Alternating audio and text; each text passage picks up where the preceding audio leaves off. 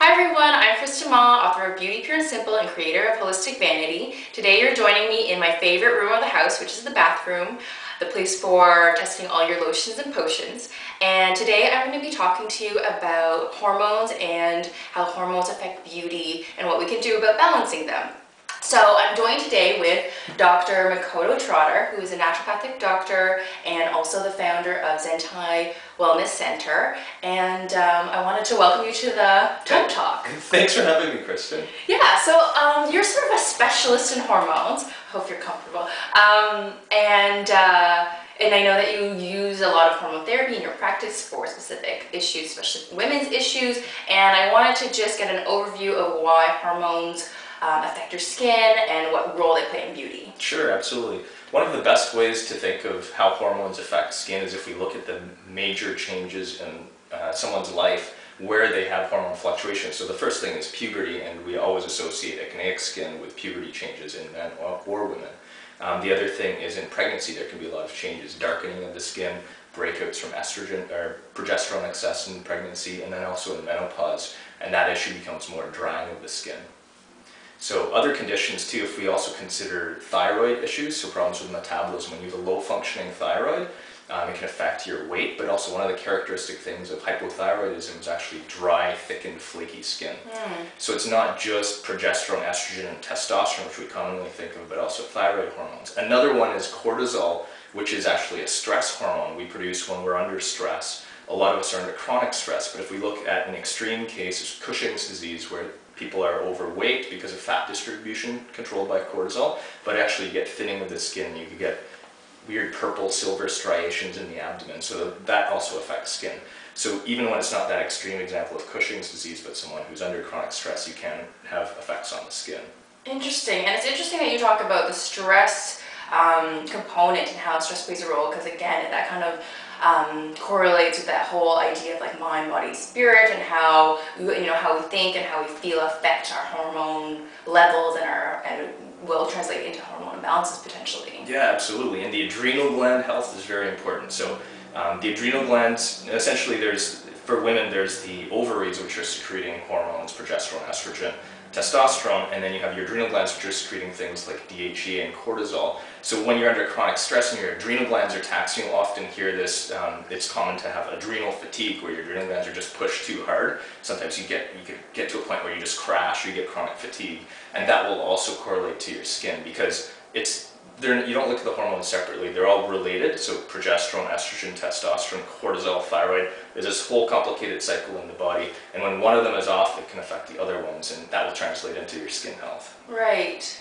So I want to really focus the beginning of our chat on something that's really sort of near and dear to my heart, which is acne. I have a lot of clients who come to me looking for natural solutions for acne, and hormones can play a huge role in that. So why don't you talk to us a little bit about what hormones are sort of more prevalent with acne, and maybe also some solutions, or like some solutions of like what we can look to and do. Yeah, absolutely. So when acne does present in a hormonal pattern, often you'll see it on the jawline, you'll see it perioral around the mouth.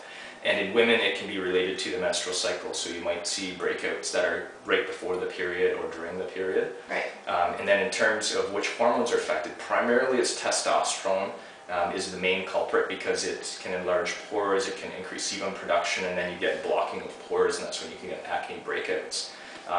Other things to consider are progesterone levels. So even in pregnancy, progesterone means progestation. That's the easiest way to remember it, is very elevated in pregnancy. But excess progesterone can also cause breakouts during pregnancy, and also people who aren't pregnant but just have excess levels.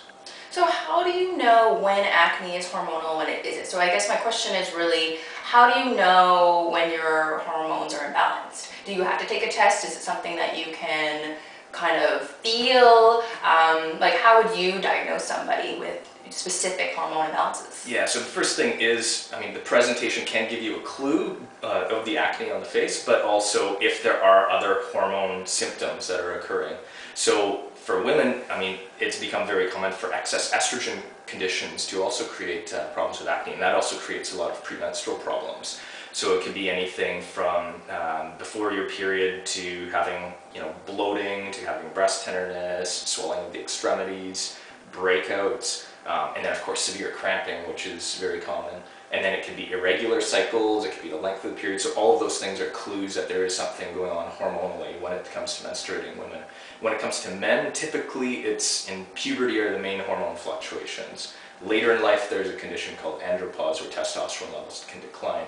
That's not necessarily related to acne, but men, those are the main changes of when their hormones fluctuate in life. Interesting. And I've read about tracking your hormones through taking your temperature every day. But I know that you and I have also had conversations about different tests that one can do that are maybe potentially a little bit more accurate. So why don't you sort of educate us about that? Sure, yeah. I mean, there's blood hormone tests available, and most doctors just kind of see them as irrelevant. Primarily they're used if there's something like polycystic ovarian syndrome, where the ovaries actually produce a lot of cysts, and that can affect the cycle, and that can increase testosterone levels, so acne can be related to those types of conditions. But otherwise, it's typically used to tell a woman that she's in menopause. Now, most women don't really need to be told when they're in menopause, because there's a lot of symptoms where it's very obvious. But the problem with blood testing of hormones is that blood is the medium before it gets to tissue or after the hormones are coming out of tissue, but it's not really telling you what your tissues are using. So the saliva hormone test, which unfortunately is not available through government-covered OHIP, gives you a lot more information about what your tissues are actually using in terms of hormones, because it's basically a saliva sample. So after its hormones have passed through the saliva glands and come out, and then you can measure testosterone, estrogen, DHEA, cortisol levels, and determine if there's things that are suboptimal, if they're in excess, or if they're in the normal range. So, getting back to acne, because again, it's something that I also deal with in my career all the time, and you were talking about testosterone and progesterone.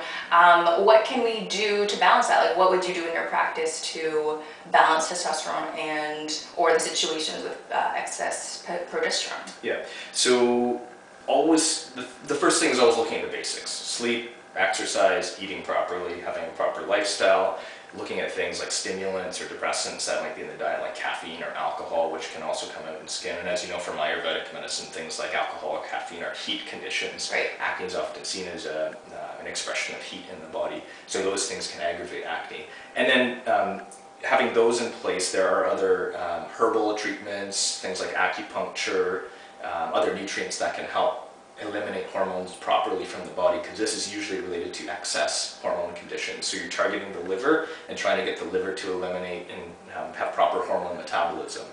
So when you talked about those heating substances like caffeine and stress levels, would that be related to testosterone more so, affecting excess testosterone Absolutely, production? yeah. So testosterone is a very yang type of energy, which means like a heat excess type of energy, a fiery type of hormone. Right. And same thing when there's caffeine. Caffeine kind of has that same kind of energy as testosterone, so it just kind of has an additive effect on testosterone, which will come out in the form of acne. And also, because you had sort of briefly talked about estrogen, but we didn't get into depth about it. And I've also always been a bit confused about estrogen, because from an Ayurvedic standpoint, as an Ayurvedic practitioner, I knew that testosterone was heating, but I was also always kind of confused about estrogen, because it has some heating sort of symptoms to it when there's excess estrogen, but at the same time, it can be good for acne-prone skin too. So what is your stance on estrogen? So what happens is because the hormones aren't just, here's estrogen, here's testosterone in the body, when there's higher levels of estrogen, such as in birth control pills given to women, it actually has a suppressing effect on testosterone. Okay. And that's what controls acne, especially in things like birth control pills. That's what and again, I want to talk to you about birth control pills, because so many women who are my clients also have issues with breaking out after going off the birth control pill. So I'm glad that you sort of spoke to the mechanism that's happening during that. But what can we do as our transition off of the pill so that we can make sure that we don't break out in a huge way? Like, what's a great way to sort of support that process naturally? Okay, well, I'm glad you brought that up as well, because that is a common concern, and one of the things I did want to touch on is Diane 35, which is often recommended not just for contraception, but when there's acne-prone skin. Now, Diane 35, not just having estrogen, which is kind of a byproduct product suppresses testosterone and controls skin, but it actually has an additional compound that actually suppresses testosterone itself.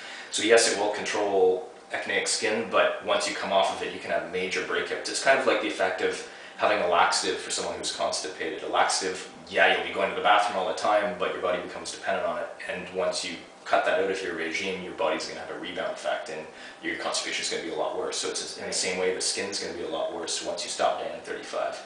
And to answer your question about what to do when you're coming off of those things, again, it's always about going back to the basics. So making sure lifestyle, exercise, diet, sleep are in place, and also supporting the liver, as I was mentioning before, to make sure that you're eliminating some of those hormones properly. Now, the difficulty with birth control pills, unlike things like antidepressants where you can wean off of them slowly, with birth control pills, it's kind of like you're on it and then the next day you're off of it, right? So you actually have to have some of these things in place beforehand, or herbs that can help to balance the hormones so that when you come off of the birth control pill, it'll be a little bit of a gentler process. So would you recommend something like a liver cleanse? Because I know the liver does also filter a lot of hormones, so it kind of not acts as a regulator, but it has a role in terms of like regulation of hormones in the body. So is that something that you would think would be helpful? Absolutely, a liver cleanse would definitely be something to focus on, especially if you're planning on coming off birth control pills. And to start it even a few months before you decide to come off the pill, so those things are in place. And it's really hard to know how someone's body is going to react, but if you look online, there's a lot of blogs about, especially coming off of diet at 35, and how horrible the breakouts can be. Right. No, I've had like first-hand observations about how intense the breakouts can be. Absolutely. No, it can be like, a lot of people go on a birth control pill to control their skin, and then when they go off of it, it becomes way worse than before they even went on. Definitely. Yeah, no, it's terrible. But also I wanted to talk to you about my second sort of beauty ailment that I think is really important, is aging process. Yes. So, you had mentioned menopause, and also for me, more interestingly, andropause for men, which I wasn't familiar with. So can you speak a little bit about supporting that transition as well? Sure. So andropause is kind of the male equivalent of menopause. Now, men don't have the regular cycling of hormones, monthly cycling of hormones as women do, but what happens in andropause, which is, middle age, 45 to 50, it can be a concern, is just testosterone levels start to decline. And because testosterone nourishes the skin and produces sebum in the skin, you can actually get the reverse effect of drying of the skin is one of the concerns.